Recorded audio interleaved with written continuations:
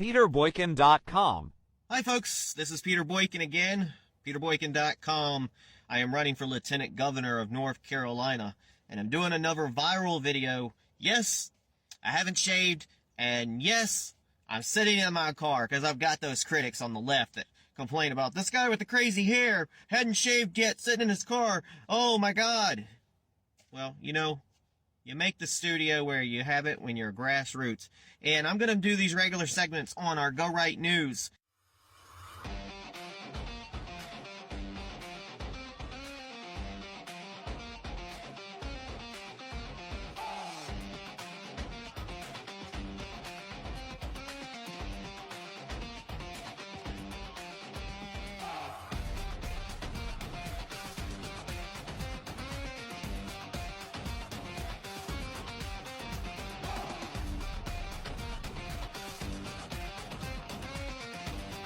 And today's top news is the Georgia trial of Donald Trump will be televised. The trial of former President Donald Trump in Fulton County, Georgia, which have already had like 5 people stabbed in that prison in this last week, is set to be made accessible to the public through television and live streaming, according to the decision by Fulton County Superior Court Judge Scott McAfee. Remember, this news is brought to you by Peter Boykin for Lieutenant Governor of North Carolina. Life, liberty, justice, freedom, all should be protected, and our constitutional rights should be protected. Meanwhile, Arizona cannot keep Trump off the 2024 ballot. Arizona Secretary of State Adrian Fontes crushed the hopes and dreams of liberals and rhinos alike, announcing he can't use the 14th Amendment to keep former President Donald Trump off the 2024 ballot.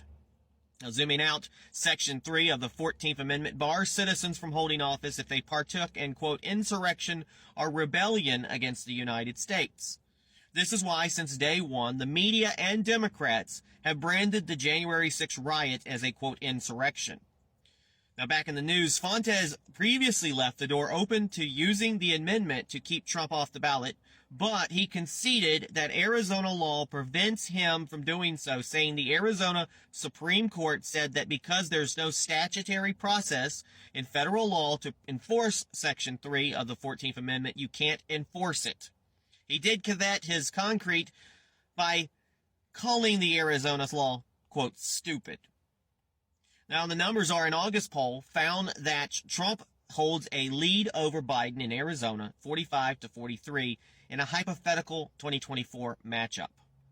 Meanwhile, Joe Biden seeks increased funding for Ukraine while providing limited support to Lahaina, and that's in Hawaii. President Joe Biden has requested Congress to approve an additional $24 billion in aid, I've lost count how much we're sending, and weaponry to Ukraine. Now, in contrast, he recently allocated $95 million for the reconstruction of Lahaina, an American city grappling with the deadliest fire in over a century in Hawaii. $95 million as opposed to $24 billion. So another country. Biden wants more Ukraine cash, gives my peanuts. Joe Biden asked Congress to approve an additional $24 billion in aid and weapons for Ukraine, and by contrast, he recently allocated just $95 million to aid in the rebuilding of that American city in Hawaii after the deadliest fire in more than a century. Ukraine cash. If Congress approves the additional funding, it would bring the total amount of taxpayer-funded aid since February 2022 to a whopping $135 billion. Yet people want to complain about giving money or taking away our college loans or reducing it. They don't want Biden to do that, but they're not raising hell about how much money they sent to Ukraine. But you got people like Nikki Haley saying, we've got to do that because we can't let Russia win. Now, the University of Hawaii's Pacific Disaster Center and the Federal Emergency Management Agency estimated it will cost over $5.52 billion to rebuild the city of Lahaina. I'm sure I'm pronouncing it all wrong, where 2,207 structures, mostly homes, were destroyed by wildfires. Now, let's do the math. The amount allocated for Maui is less than 1/10 of 1% of the funding given to Ukraine. Priorities, though, right? Meanwhile, the headlines: Biden's average approval is 42% approve, 53.9% disapprove. I'd like to meet the 42% approve because I don't know what questions they're asking these people. Meanwhile, 61% of Americans are living paycheck to paycheck. That is why we are actually living in the silent depression. We are at a time where the depression, the Great Depression, people are living better. There was less people, more resources. It was horrible. But the percentage of how things cost and how people made money was better than it is today. That's why Rich Man North of Richmond is a popular song right now. And 12% of the U.S. population is responsible for 50% of the meat consumption. Source of that's Real Clear Politics, The Lending Club, and Daily Wire. I've went out and I posted a lot of viral videos on my pages on YouTube and on Facebook and on my Telegram channel. You can go to telegram.me/RealPeterBoykin. Here's some other top articles. Senate Minority Leader Mitch McConnell has been clearing to resume his schedule as planned after he froze for more than 30 seconds while fielding questions from reporters recently. X, formerly known as Twitter, will soon allow video and audio calling for users, as owner Elon Musk has announced. Meanwhile, scientists at the Pentagon Medical Intelligence Unit wrote in a research report that evidence indicates that COVID-19 may have been developed in a laboratory. Meanwhile, Joe Biden, this is kind of messed up here. Joe Biden will be in Alaska on the upcoming anniversary of the 9/11 terrorist attacks, making him the first president to not memorialize the day at either the White House or 3 attack sites. That's just sad. Like, people are like, let's just move on. Let's just ignore it. Kind of reminds me of those Republicans on stage that said, well, that's the past. January 6th is the past, and let's just move on to the future. Meanwhile, the Pentagon announced that a new website will release the declassified information about UFOs. And this is what really makes me mad. I did a whole video about this. Former Proud Boys leader Joe Biggs was sentenced to 17 years in prison over his role of the January 6, 2021 riots at the U.S. Capitol. And honestly, folks, that's upsetting, and it goes back to what those other presidential nominees were on stage were talking about, how they wanted to just move along. They just wanted to move along.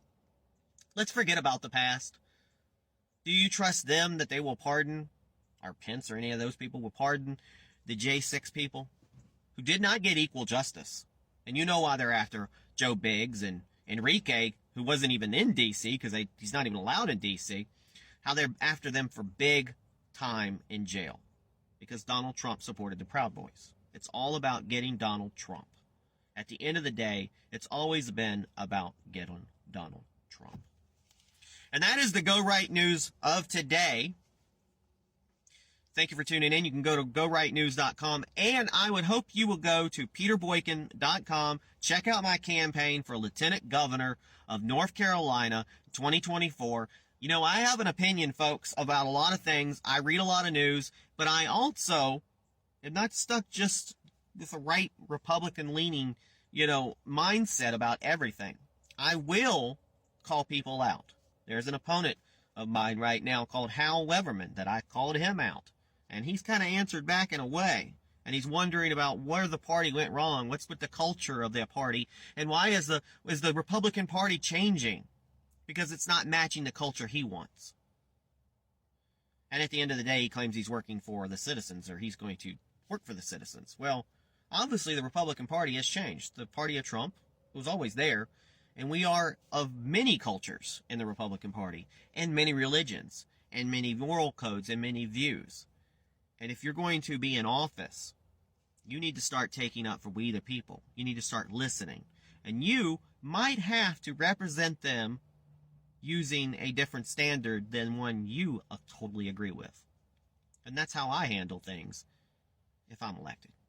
God bless everybody. Peace.